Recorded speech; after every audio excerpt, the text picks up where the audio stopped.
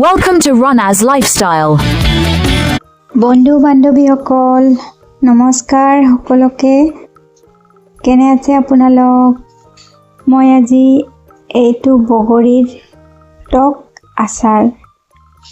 বনাইছো আপোনালোকৰ লগত শ্বেয়াৰ কৰিলো তো কেনেকৈ বনালো আপোনালোকে চাই থাকক মই মোৰ প্ৰচেছেৰে বনালো বগৰীখিনি আগত পানীত অলপমান তিয়াই ৰাখিছিলো আৰু তাতে মই পাঁচফোৰণ দি পেলাই অলপ তেলৰ লগত এইখিনি সম্বাদ দিছো আৰু ইয়াতে মই দুটা টমেটো কাটি লৈছিলো নিমখ দিছো একেবাৰে ইজি প্ৰসেস আমি এনেকৈ খাওঁ সদায় তো দেখিব পাৰিছে মই ইয়াতে মিঠাই দিছো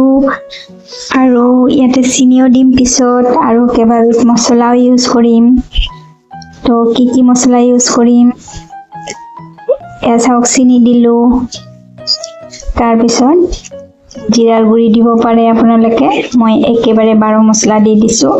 এইটো মই স্পেশালি বনাও সকলোবিলাক মছলা দি মিঠি গুৰি কালিয়া জিৰা মৌৰি সববিলাক মছলাই একেলগে থাকে মই হেতু দিছো কেঁচা জলকীয়া দিছো তেজপাত দিছো আদাৰ পেষ্ট দিছো আৰু গুৰি জলকীয়াও দিছো এটো 12 মছলা দিলো আৰু এতিয়া ভালকৈ কলত কৰি দিয়াৰ পিছত মই অলপ সময় সিজি যোৱাৰ পিছত এইটো নমাই দিম বহুত ইজি হয় আপোনালোকে অলপ ভিনেগাৰ দিলেও দিব পাৰিব ভিনেগাৰটো নিদিলেও স্কিপ কৰিব পাৰিব যদি আপোনালোকে সোনকালে এইটো শেষ কৰি দিয়ে